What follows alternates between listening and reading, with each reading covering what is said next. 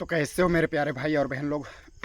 आशा करता हूँ ठीक होंगे, स्वस्थ होंगे, मस्त होंगे, ज़बरदस्त होंगे। तो मैं आप लोग को बोला ही था कि आज मैं कटअप लेके आऊँगा सीजी पुलिस का, कांस्टेबल जीडी का, जो आज लेके आया हूँ मैं कटअप। और ये एक अनुमानित है और एक्सपेक्टेड है, आप इसे दिल से मत लेना, ठीक है ना। तो आप ही लोग के डाटा के आधार पर जो है मैं बनाया हूँ। इसमें मुझे बहुत ही ज़्यादा डाटा मिला। मैं 1000 सोचा था, लेकिन मुझे 1400 से 1500 डाटा मिल गया। और ये फ़िलहाल यूट्यूब में तो उतना ज़्यादा नहीं किए, लेकिन मुझे पर्सनल पूरा डाटा दिए। तो मैं ये पर्सनल देने का रीज़न भी मैं पूछा कई भाई से कि आप कमेंट में क्यों नहीं बताया करके, यूट्यूब का कमेंट में। तो वो बोले कि हम अपना डाटा किसी मतलब देना नहीं चाहते, पब्लिकली नहीं देना चाहते, ऐसे करके सब कुछ भाई बहन लोग बोल रहे थे। तो ठीक है, जैसे भी दिए, लेकिन दिए। इंस्टा में भी दिए, इंस्टा में थोड़ा कम दिए, लेकिन व्हाट्सअप में बहुत ज़्यादा दिए। और यूट्यूब में तो ज़्यादा नहीं, ऐसे 70-80 लगभग होगा यूट्यूब में दिए हैं वो। और व्हाट्सअप में बहुत ज़्यादा दिए, तो मुझे बहुत ही अच्छा लगा। और उसी डाटा के आधार पर, और मैं बहुत ज़्यादा ऑफलाइन भी मैं बहुत ज़्यादा पता किया, जो बहुत दोस्त लोग हैं आसपास में मेरे ज़िला से, उनसे भी मैं बहुत ज़्यादा डाटा कलेक्शन किया। और सभी से मैं पता करके जो है डाटा कटअप लाया हूँ। तो मैं पहले ही बता दे रहा हूँ कि एक्सपेक्टेड है, ठीक है ना। और पसंद आएगा वीडियो तो लाइक कर देना, चैनल में नए हो तो सब्सक्राइब कर देना। ठीक है, चैनल को सब्सक्राइब कर देना, ताकि ऐसे ही इन्फॉर्मेशन मैं लाते रहता हूँ, ठीक है ना। तो देखो, 5967 पोस्ट था, ठीक है ना। इसमें जनरल का था 2284 पोस्ट, और ओबीसी में था 765, और एससी में 562 पोस्ट, और एसटी में 2356 पोस्ट, जो कि एसटी में सबसे ज़्यादा था, ठीक है। तो लेकिन देखो, ये ज़िला वाइज कटअप लगेगा, लेकिन मैं जो है कुल टोटल जो वैकेंसी कितना था उसको मैं बता दे रहा हूँ। तो ऐसे था, एसटी में सबसे ज़्यादा है, इसीलिए एसटी में बहुत थोड़ा छूट रहता है, इसीलिए ज़्यादा ही पोस्ट आता है इसमें, मतलब ज़्यादा ही छूट रहता है, तो पोस्ट इसका ज़्यादा बनता है। और उसके बाद जनरल का है, फिर एससी का जो है जो सबसे कम है एससी का। तो आप लोग देखो, ओबीसी में भी वही 2 प्रकार के होते हैं, क्रीमिलियर और नॉन क्रीमिलियर और गैर क्रीमिलियर। तो गैर क्रीमिलियर का जो है पोस्ट निकला था। तो मैं बताना चाहूँगा सबसे पहले जनरल का। तो जैसे कि अगर आप जनरल से फाइट कर रहे हो, तो आपका लगभग आपका 142 प्लस होना चाहिए, 142 प्लस तो होना ही चाहिए। और 145 है तो आप सेफ हो। जनरल वाले, अगर आप 145 है तो मुझे लगता है कि आप सेफ हो। कहीं कहीं थोड़ा कम और थोड़ा ज़्यादा हो सकता है, मैं ऑन एन एवरेज बता रहा हूँ, ठीक है ना। कहीं 150 भी जा सकता है, और कहीं 135-40 लगभग में भी हो सकता है, मैं बोल रहा हूँ, ठीक है ना।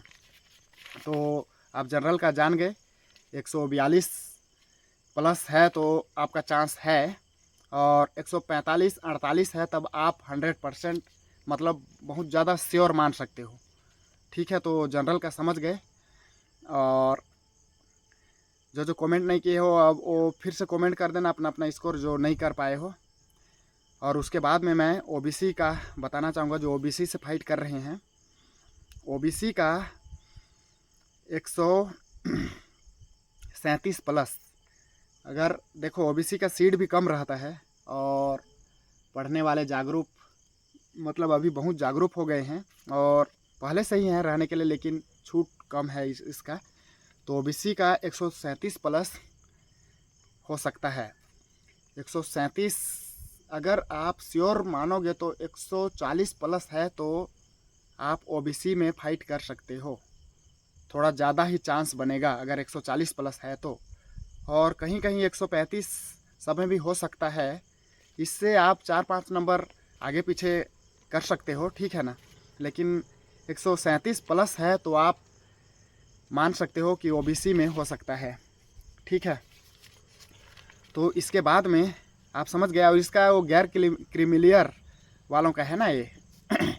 उसके बाद में एससी का सीट कम होता है, लेकिन इसका जो है जनसंख्या भी कम है, जो भरने वाले एससी का रेशो कम है और इसीलिए इसका थोड़ा कम जाता है। अब फिलहाल सीट भी कम रहता है और इसमें भरने वाले कैंडिडेट भी कम होते हैं। तो एससी का आप 130 प्लस है तो एससी का आप मान लीजिए कि पक्का हो जाएगा एससी का 130 प्लस। और देखो 125-26 में भी कहीं कहीं हो सकता है, ठीक है।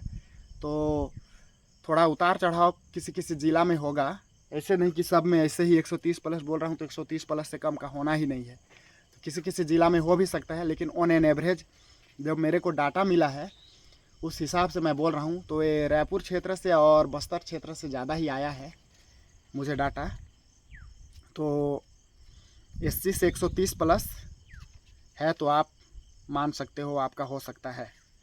उसके बाद में एसटी, जो कि मैं भी हूँ एसटी से, तो एसटी में सीट भी बहुत ज़्यादा है, ठीक है ना। तो और इसमें थोड़ा सा हाँ एसटी का फिजिकली एक्टिविटी तो बहुत ज़्यादा है एसटी वाले, लेकिन थोड़ा पढ़ाई में थोड़ा सा कहना चाहूँगा कम है। लेकिन इस समय बहुत ही जागरूक हो चुके हैं हर कैटेगरी के, क्योंकि हर प्रत्येक जगह में जो है एकेडमी खुल रहा है।